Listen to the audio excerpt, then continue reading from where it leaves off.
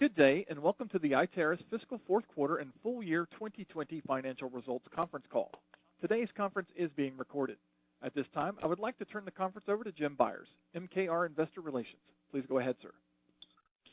Thank you, operator. Good afternoon, everyone, and thank you for participating in today's conference call to discuss Iteris' financial results for its 2020 fiscal fourth quarter and full year ended March 31, 2020.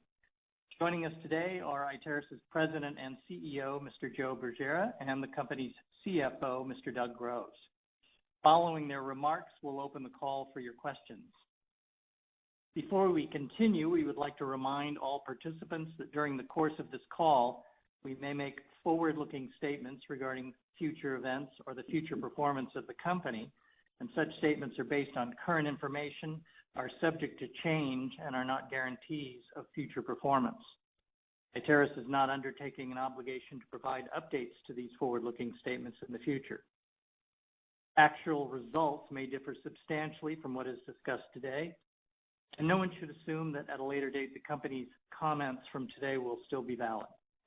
Iteris refers you to the documents that the company files from time to time with the SEC, specifically the company's most recent forms 10-K, 10-Q, and 8-K, which contain and identify important risk factors that could cause actual results to differ materially from those that are contained in any of the forward-looking statements. I would like to remind everyone that you will find a supplementary report of Q4 and full year financial metrics, as well as a webcast replay of today's call on the investor section of the company's website at www.iteris.com. Now, with that said, I'd like to turn the call over to Iteris' President and CEO, Joe Bergera. Great. Thank you, Jim, and good afternoon, everyone. I appreciate you joining us today. As you saw at the close of the market, we issued a press release announcing the financial results for our fiscal fourth quarter and full year ended March 31, 2020. Our fourth quarter fiscal 2020 results reflect a significant financial inflection point for Iteris and also demonstrate the unique agility of our company. Recognizing the potential disruption from COVID-19, we moved early and fast to remote operations, some of which was only feasible because of our software-enabled delivery model. This minimized any disruption to our fourth quarter operations and even enabled us to accelerate certain commercial activities.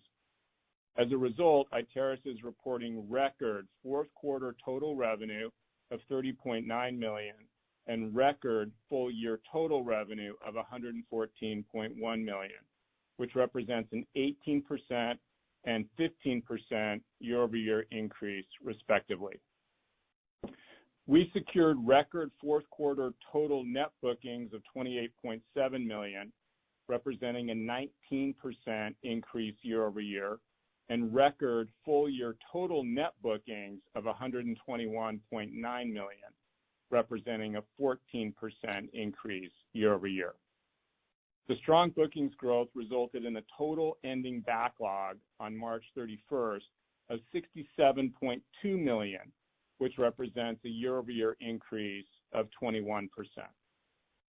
The company's record total revenue, total net bookings, and total ending backlog results reflect strong performance across all reporting segments. I'll take a few minutes to summarize the commercial and operational performance of each segment, after which Doug will discuss our fourth quarter financial results in more detail. Our Transportation Systems segment recognized record fourth quarter revenue of $16.3 million, representing a 26% year-over-year increase, and recognized record full year revenue of $58 million, representing a 17% year-over-year increase. On a full year basis, the revenue performance reflects particularly strong growth in the segment's software and managed services lines of business, as well as the benefit from Albuquerque Incorporated, which was acquired on July 2nd, 2019. The Transportation Systems segment recorded fourth quarter net bookings of $13.6 million, representing an 11% increase from the same prior year period and full-year net bookings of $62.9 million, also representing an 11% increase from the same prior year period. The segment's solid net bookings growth resulted in an ending backlog on March 31st of $53.4 million. The segment's fourth quarter and full-year net bookings performance reflects continued demand for all lines of business, consulting, software, and managed services, as well as an increase in market penetration in Texas and Florida, two strategic geographies. Almost 50% of the segment's fourth quarter net bookings will be recognized as annual recurring revenue. Some notable fourth quarter bookings include $4.4 million in combined task orders to provide traffic operations related managed services to 4 different agencies, $1.3 million in combined software as a service contracts for ClearGuide, our mobility intelligence application, with several customers, including 2 international entities, a $900,000 task order with Los Angeles County to evaluate the addition of high occupancy toll express lanes across the I-405 Sepulveda corridor, $800,000 in combined software contracts for commercial vehicle operations reporting and compliance, $650,000 in task orders that were released under a recent $3 million contract with the Texas Department of Transportation, and $500,000 in combined task orders for to lead 2 public-private partnerships funded to lead 2 public-private partnership funded connected vehicle pilots, one of which is being funded by Cisco Systems. Now let's discuss our roadway sensors segment. The roadway sensors segment reported fourth quarter revenue of $12.6 million, representing a 10% year-over-year increase, and record full-year revenue of $49.4 million, representing a 14% year-over-year increase. These results reflect particularly strong performance in 4 geographic territories: Texas, Southern California, the Southwest, and the Pacific Northwest. Additionally, we experienced positive customer response to the following 3 major product releases. First, the introduction of a standard Vantage Live API that now enables third-party applications to ingest vehicle count data from Vantage Live. Second, the introduction of Iteris Video Viewer that streams real-time video and data to new mobile and web applications from any intersection equipped with Iteris detection products. And third, the second generation of our radar detection product, which is branded as Vantage Live. The Agriculture and Weather Analytics segment reported fourth quarter revenue of $2 million, representing a 15% year-over-year increase, and full year revenue of $6.7 million, also representing a 15% year-over-year increase. The segment secured fourth quarter net bookings of $500,000 and full year net bookings of $7.2 million, which represents a year-over-year increase of 152% and 15% respectively. The segment's net bookings growth resulted in ending backlog on March 31st of $5.2 million. As a reminder, we completed the sale of our Agriculture and Weather Analytics segment to DTN LLC on May 5th, 2020. Now I'd like to turn the call over to Doug. Thank you, Joe. Good afternoon, everyone. As a reminder, please see the company's 10-K filing, press release, and supplemental financial metrics document posted on our website for a further description of the matters under discussion today during the call. Consistent with our third quarter results, we've seen the performance of the business in Q4 continue to improve with favorable year-over-year trends in certain key metrics, including top-line growth, increasing backlog, and margin expansion. Now I'll move to the details of the fourth quarter results. As Joe mentioned, total revenue for the fiscal 2020 fourth quarter increased 18% to $30.9 million compared to $26.1 million in the same quarter a year ago, and was a new record for the company. Our gross margins in the fourth quarter were 45.4% compared to 37.8% from the same quarter last year. The improvement in margins was driven by increased volume as we get more scale with our AGI acquisition, increasing demand in our software and managed service offerings, and improved product mix across the portfolio. Operating expenses in the fourth quarter were $13.9 million, compared to $12.3 million in the same prior year quarter, and were down $200,000 sequentially over the third quarter of 2020.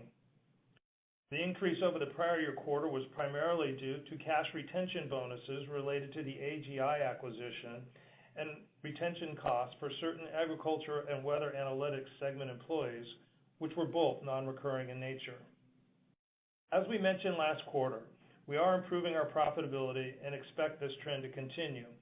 As Joe noted, we completed the sale of the agriculture and weather segment on May 5th, 2020, which will significantly improve the profitability of the company going forward, since that segment lost nearly $3.9 million in fiscal year 2020. We reported GAAP operating income in the fourth quarter of $100,000, compared with a GAAP operating loss of $2.5 million in the same quarter a year ago. The GAAP net income in the fourth quarter was $200,000, or $0.01 a share, compared with a $2.4 million loss and 7-cent per share loss last year. Non-GAAP net income for the fourth quarter increased $3.1 million, or 8 cents per diluted share, to $1.8 million, or 4 cents per diluted share. This compares to a $1.3 million loss, or 4 cents a share loss on a non-GAAP basis a year ago. Now let me turn to our segment results. Our transportation systems revenue for the fourth quarter was $16.3 million, compared to $12.9 million in the prior year quarter, an increase of 26%. Albert Gherkin contributed $2.5 million of this growth. Segment level operating income for the fourth quarter was $4.4 million, compared to $1.6 million from the prior year quarter, and the related operating margins were 27%, compared to 12.6% last year. The margin expansion was primarily driven by increased volume as we get more scale in this segment with our AGI acquisition and increasing order demand within our software and managed service offerings. Our roadway sensors revenue for the fourth quarter was $12.6 million, compared to $11.4 million in the prior year quarter, or an increase of 10%.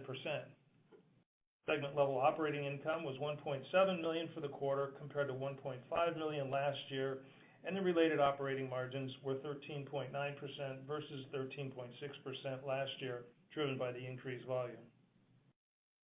Our agriculture and weather analytics revenue for the fourth quarter was $2.0 million, compared to $1.7 million in the prior year quarter, an increase of 15%. Segment level operating loss in the fourth quarter was $865,000 versus a loss of $1.2 million last year. Corporate expenses in the fourth quarter were $4.7 million to $4.4 million in the prior year. The increase was driven primarily by an increase in compensation and benefit costs.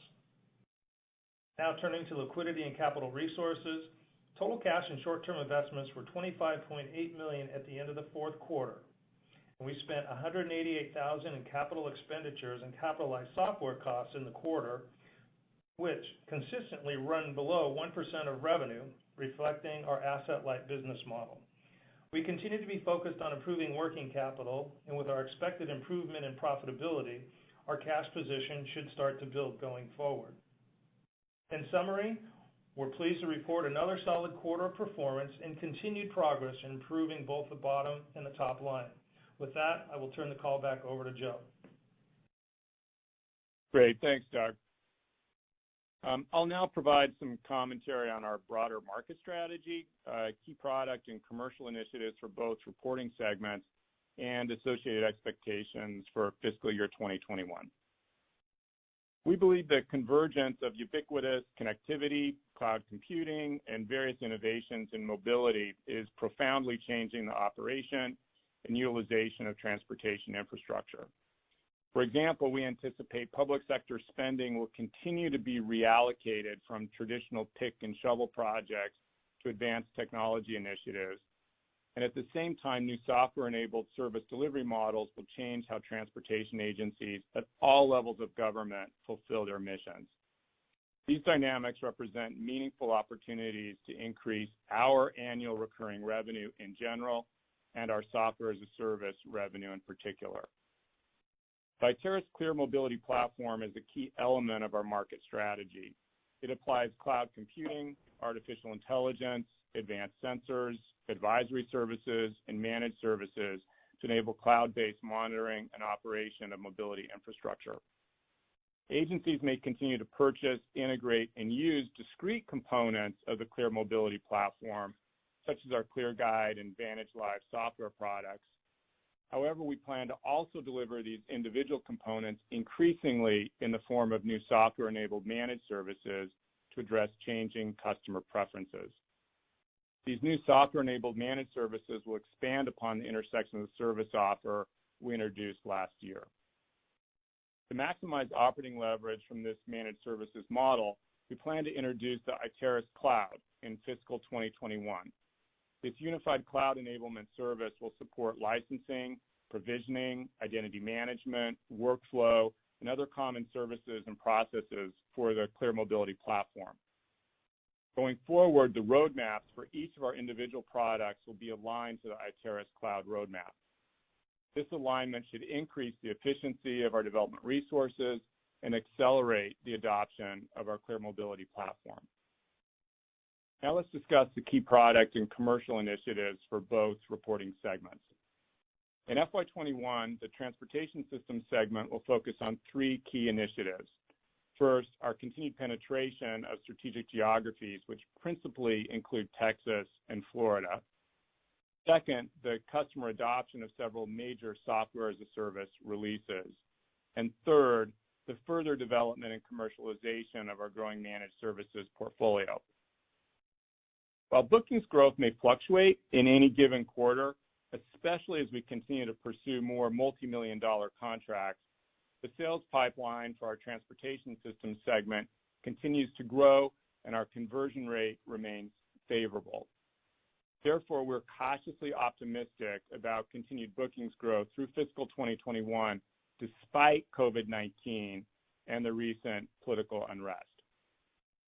Likewise, we've yet to experience any deterioration in revenue despite the broader economic uncertainty, and we continue to anticipate the Transportation Systems segment's fiscal 2021 first quarter revenue to increase year over year by about 20%.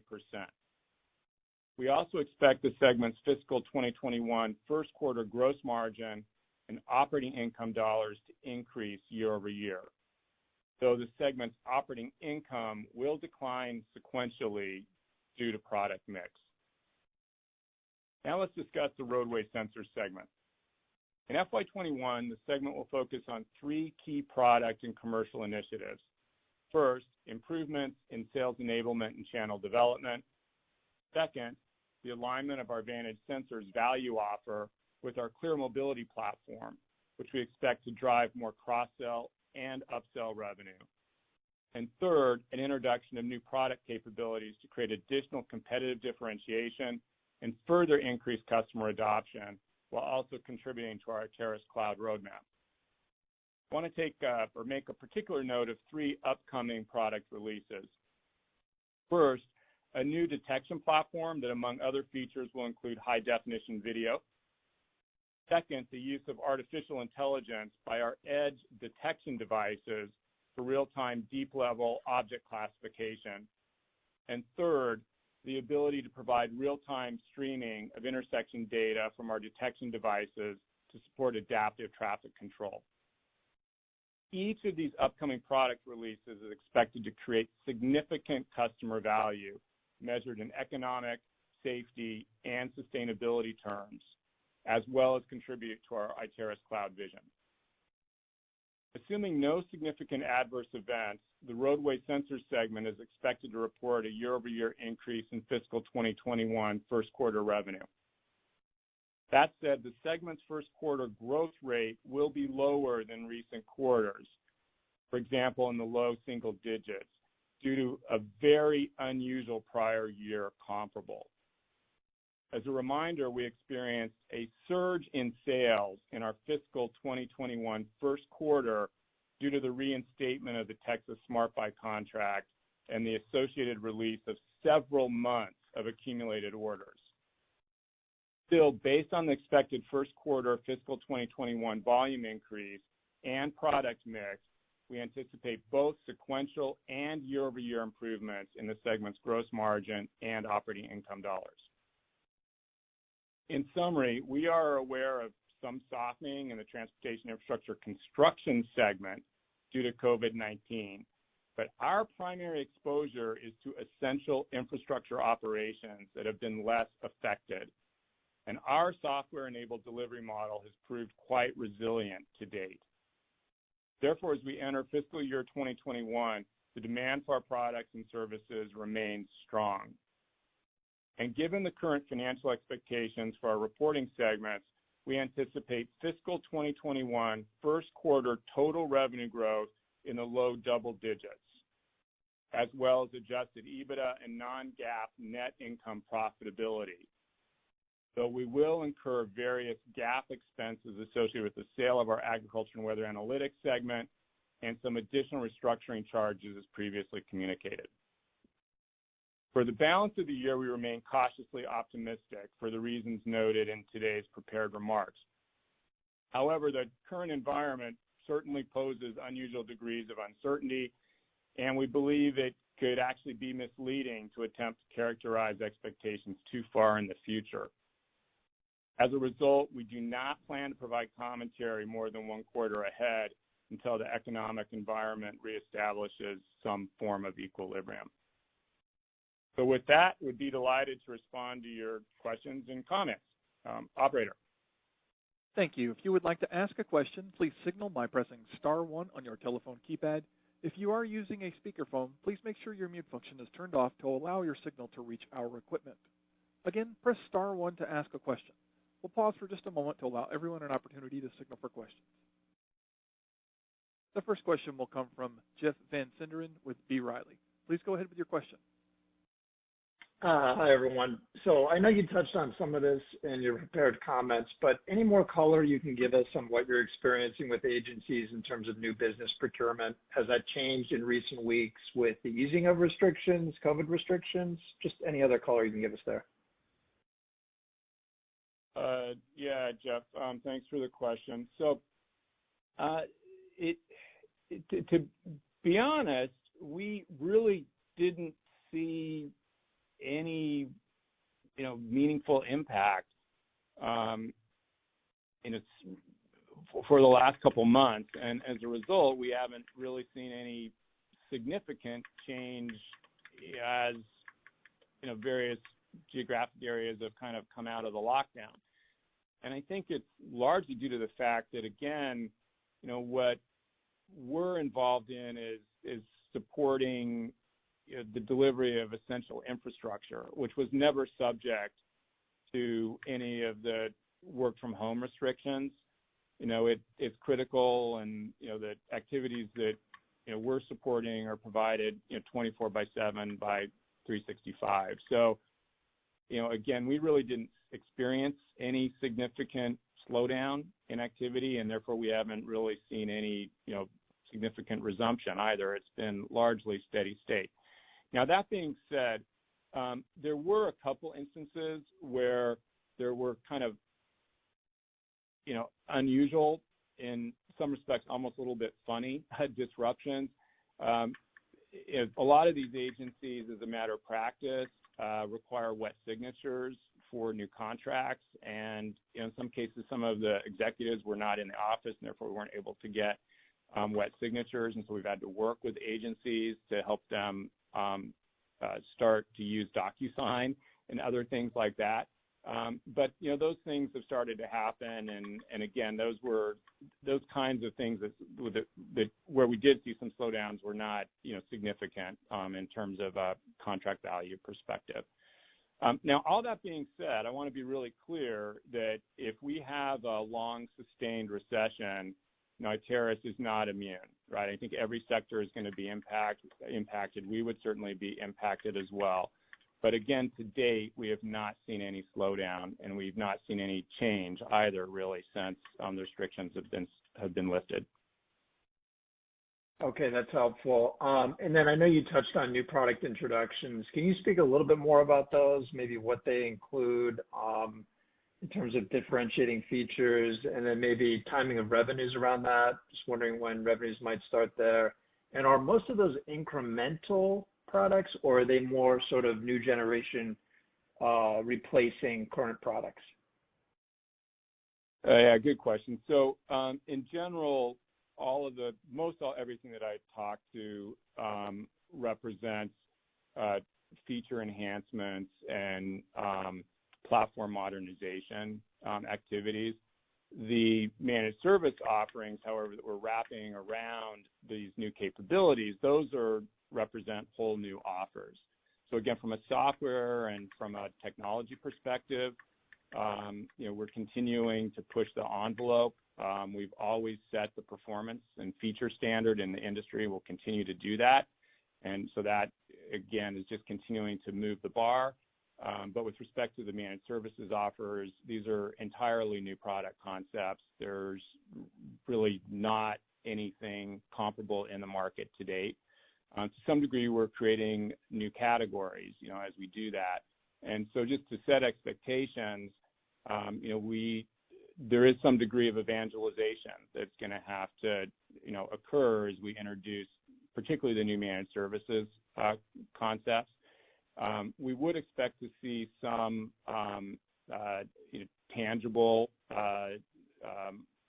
financial benefit, but it's from the introduction of some of these managed services. But that will probably be limited to the form of bookings, given the evangelization work that needs to happen, and then the length of typical contract cycles, and then the time that it takes to convert bookings to revenue. I wouldn't expect material impact on revenue from the introduction of any of these managed services in FY21. Okay, that's helpful. And then just one final one, if I could squeeze it in. Just given the COVID and recessionary environment, how are you thinking about opportunistic acquisitions? Do you think that there may be some opportunities that come up that maybe wouldn't have come up otherwise? Well, so first of all, when the country began to shut down due to COVID-19, like most companies, not understanding what the new normal was going to look like, we would have been reticent to undertake an acquisition at that point. But now, fast forward a couple months, we feel like we understand our market, and specifically the categories in which we compete. We know, who some of the acquisition targets are within those particular categories. And while I wouldn't say that we've reestablished, a new norm, we do think we understand, the risk environment, again, within the existing categories in which we currently operate. And so, while I don't think that we'd want to go out and do an acquisition in an entirely new category where we don't feel like we understand the current dynamics, if we were able to find an acquisition candidate that participates in categories in which we already participate and we understand well, we would be open to that at this point in time. And we do believe that the current environment might lead to more possibilities for acquisitions than perhaps we would have seen 6 or 12 months ago. That being said, I don't see like valuation expectations declining dramatically at this point. I think most people that are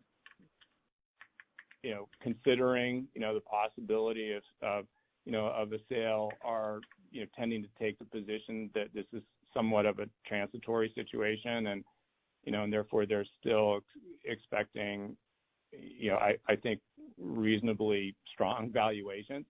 So we'll have to see how things play out over the next couple of months. But to answer your question, yes, we are now open. We do feel like we understand, particularly in the categories in which we participate, we understand the risks, and we'd certainly be open to an acquisition where we can find the right target.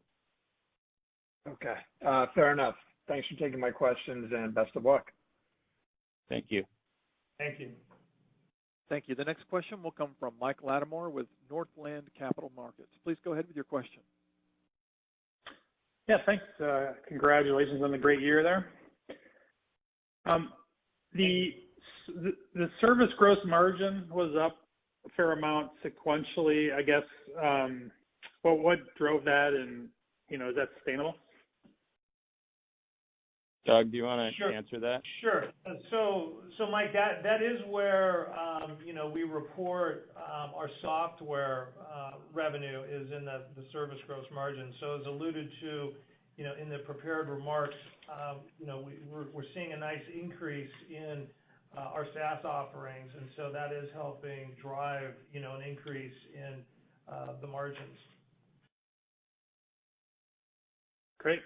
And then when you sold your AWA division and you're doing this additional cost reduction, I guess what do you get to in terms of a base operating expense level then, given those two dynamics?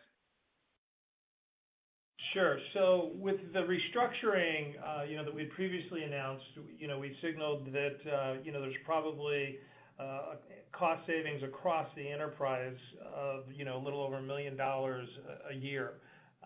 And so, that's what we're working towards, and it's kind of spread across the company. It's not in any one given segment or, strictly isolated to the corporate line. So, we would expect through the elimination of that headcount, we would see about a little over $1 million in annual cost savings, coupled on top of obviously the divestiture of the ag and weather business, which, as I said, was about a $4 million, not quite $4 million drag on earnings in fiscal year 2020.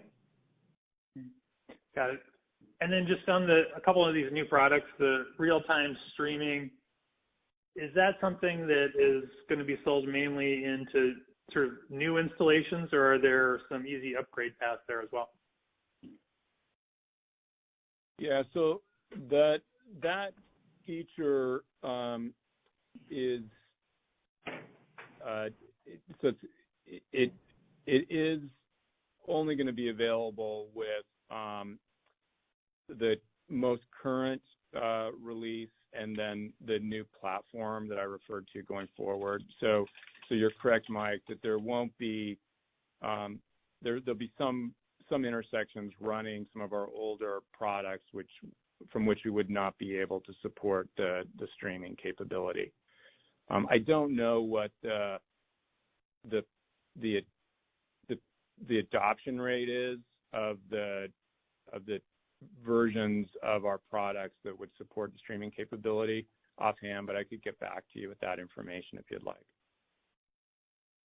Great. And then just last one on the managed service. I know that's more bookings this year, but what would be the maybe most attractive use case do you think you would have there? And then what kind of gross margins are you thinking about on this managed service? Yeah, so I'll talk to the first part and then let Doug talk to the gross margins. So where we're seeing the most interest right now with respect to these new managed services concepts is working particularly with small and medium-sized cities to take over certain aspects of arterial road management. And particularly, it is monitoring and optimizing not just our own detection equipment, but any detection equipment that's deployed at intersections in particular. And so we view this as part of a larger arterial management managed service. Okay. And on the gross margins, Mike, it really varies by contract depending upon, how much of our software is bundled in and the types of managed service that we're providing. So, generally speaking, it's going to be, at least at or above what those current service margins, run at. So it depends on the size of the contract and the different services that we're going to provide and how much is software versus other professional services. Yeah. Okay, great. Thanks a lot. Thank you. The next question will come from Mike Shlisky with Colliers Securities. Please go ahead. Good afternoon, guys. In your comments, Joe, you noted 2 international entities had some pretty big orders, and I'm curious, is that a big opportunity going forward, going to other countries, and has your pipeline of opportunities that you're looking at actively grown outside of the U.S.? Yeah, Mike, that's a good question. So I mentioned that because we were really excited about it. This was inbound. These were inbound opportunities.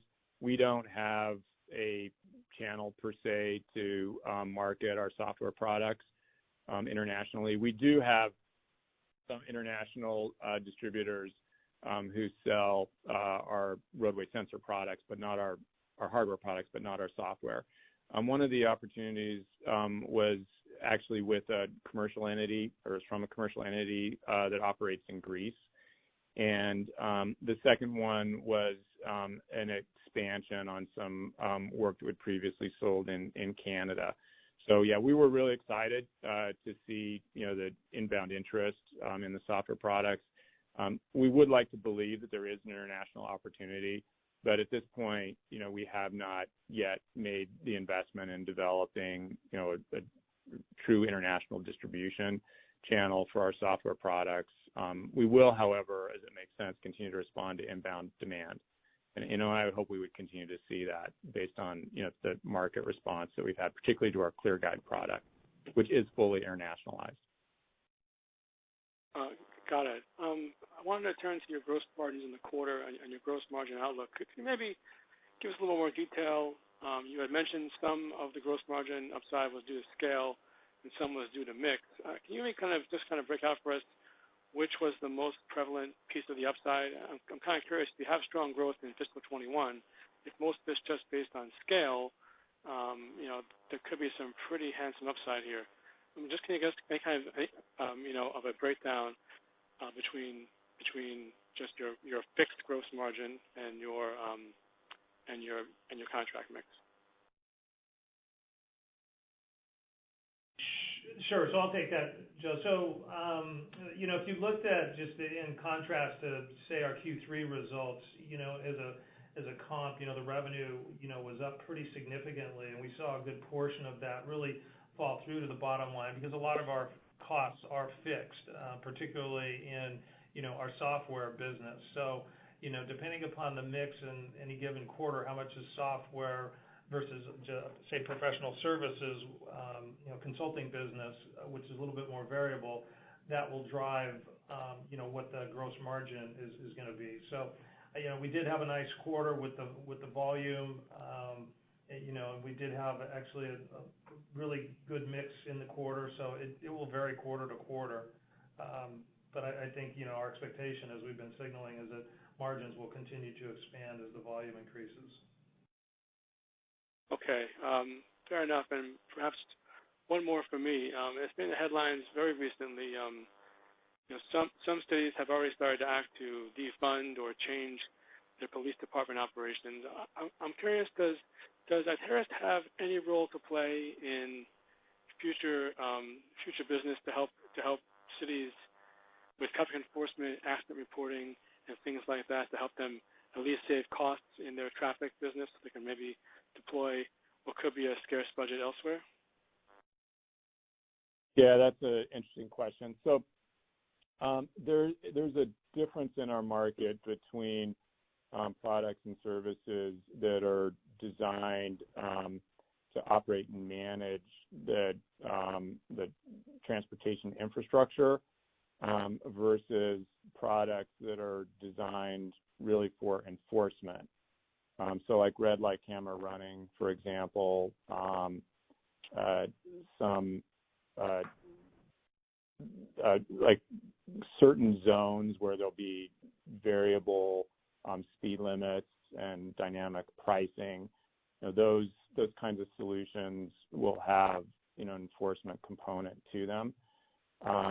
We actually we have been getting involved in the design of those sections of highways in certain arterial corridors, but currently we do not have any software or hardware products that are part of an enforcement application.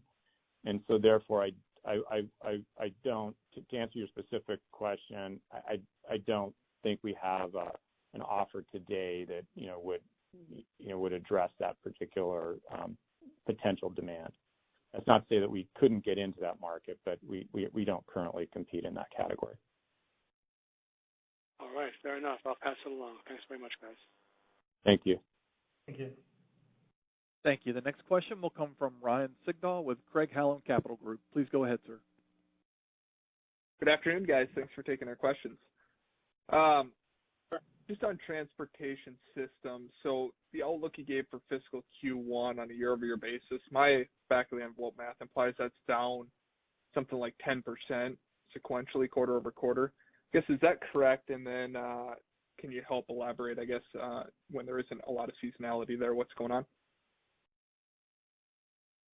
Doug, do you want to speak to that? Sure.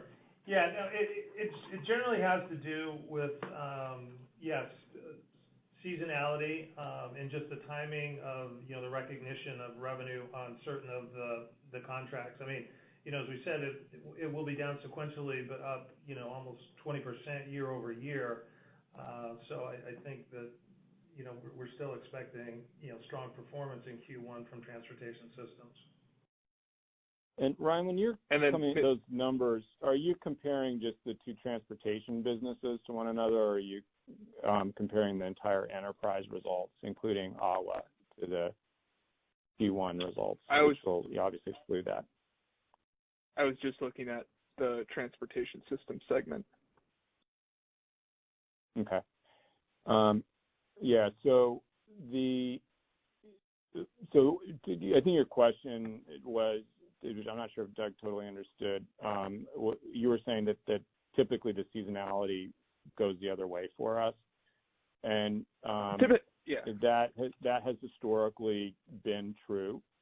However, we did see some unusual seasonality in the second half of our fiscal 20. As you might recall, our third quarter was actually unusually strong, and there was sort of atypical seasonality. And again, we saw particularly robust results in the fourth quarter. So, we're not 100% sure what happened there.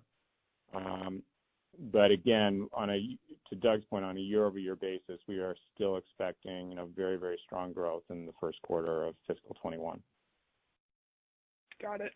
And then maybe as a follow-up, if you can break out what Albuquerque is included in that assumption, because presumably that's a lot of that growth. Actually, Albuquerque doesn't. We're not going to be able to break that out going forward. When we acquired Albuquerque, we talked about the fact that their primary operations were in Florida. And you might remember that we had made some investments to develop that market ourselves, and so we already had some resources in the Florida market. And Iteris, even pre-Albuquerque, Iteris Transportation Systems, even pre-Albuquerque, had some Florida-based revenue. But in addition to Albuquerque's presence in Florida, they also had some activities in the Mid-Atlantic and also the Midwest. And so the reason I'm pointing this out is we've now reorganized our transportation systems region and created a Southeast region, which combines what was formerly Albuquerque as well as our Iteris's southeastern operations prior to the acquisition. And then Albuquerque resources that were in the Mid-Atlantic and the Midwest have now been absorbed into those respective transportation systems regions. So it's really not possible for us any longer to break out Albuquerque revenue. But I would say that we previously estimated that Albuquerque revenue, like in a typical quarter, would be on the order of about $2 million. So you could kind of think about it that way. But again, we fully integrated the operations, and we can't really. I don't think it makes sense to think about breaking it out any longer. Got it. That's it for me, guys. Good luck. Thanks. Thanks. Thank you. Thank you for the question. The next question will come from Joseph Osha with JMP Securities. Please go ahead with your question. Hi there, guys. A couple of questions. First, back to this managed service question. You spoke earlier in the call about your transportation services bookings being, I believe, Joe, you said half were recurring. I don't recall if that's correct or not. That's but I'm right. just wondering. That's right. About half of the transportation systems bookings in Q4 were annual recurring revenue. Okay, so let's imagine that it's the end of fiscal 2021. What percentage of that division's revenues do you imagine might be comprised by recurring revenues at that point? Yeah. So, Joe, we don't have a good view of that right now. I was obviously over the moon, with that bookings mix. That was a fantastic result. I wish I could say that that was planned and that we had a good view of what the split is going to be going forward. Unfortunately, we don't. I would expect there will be some probably large degree of variability from quarter to quarter. But the reason I wanted to highlight it is because I think it demonstrates the potential, of shifting the mix of revenue for not only transportation systems but for the entire enterprise. And I would say, which we previously talked to, today are on a total enterprise basis. This is excluding AWA, which is now obviously been sold. About 21% of our total revenue is annual recurring, and we do have an internal objective to try to increase the mix of annual recurring revenue to 30% of the total enterprise revenue over 3 years. Okay, and I assume it would be fair to assume that more of that recurring revenue is in transportation services than sensors, yes? Yeah, on an absolute basis, that's absolutely correct. We do believe that there are opportunities to increase the annual recurring revenue, and our sensors business will continue to work on that. But that's obviously on a much lower base. And so you're correct. On an absolute basis, most of the annual recurring revenue will be in our systems segment. Okay, thanks. Next question. You mentioned that you had a trial connected vehicle project, or I believe 2 of them. How long till we might see some of that turn to actual production revenue? That's an interesting area. Yeah, we think so as well. So one of them is in Minnesota, and the other one is in Las Vegas. The one in Minnesota is a multi-phase pilot, and we're currently in the first phase. The second phase of the pilot assumes the release of a mobile application, and so we have better visibility, to what the follow-on revenue, could look like on that particular project than we do on the Las Vegas project, which at this point is a little bit more speculative. But to your point, Joe, the million-dollar question is, how do you monetize, these connected vehicle models that are, being experimented with across the country? And the answer right now is it's still unclear. But we do believe that there will be opportunities to monetize it. And of the 2, the one in Minnesota has the shortest path, or the clearest path to some kind of recurring revenue model. And it will be in the form of a mobile application. Okay, thank you. And then the final question, there's been lots of talk about revenue growth in gross margin today. There's, I think, some room further down the P&L as well. So understanding that you're not guiding revenue for the full year, let's imagine that revenue growth is X. Is operating cost growth going to be flat? Is it going to be X minus 2%? How do you think about your operating model for FY21? Now, Doug, you want to talk about that? Yes. So, Joe, I think as we look at the infrastructure of the company, we have our two reporting segments now moving forward, and then our corporate costs. I would expect the corporate costs to, remain flat as we go through this year, because we've already made significant investments in the past, so there shouldn't be much of an increase at all in those corporate costs. And then as we see the revenue growth in the two reporting segments, we should see some margin expansion there. So a combination of those two things, when you roll it up, should be expanding operating margins at the company-wide level moving through fiscal year 21. Okay, and so to be clear, that's flat in dollar terms, right? So that would represent a pretty significant reversal from this trend where your overhead has been a growing percentage of revenue for the last several years. You're saying you can hold that number flat in dollar terms while your revenue grows? That's right. That's the plan. Okay. Thank you very much. Thank you. I show no further questions at this time. I'll turn it back to Joe Bergera for closing remarks.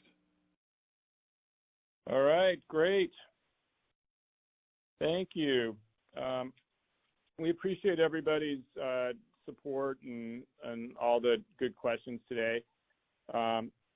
We are, as always, look forward to updating you on our continued progress. At this point, we would expect to announce our first quarter FY21 results in August, and so we hope that we'll be speaking to you at that time.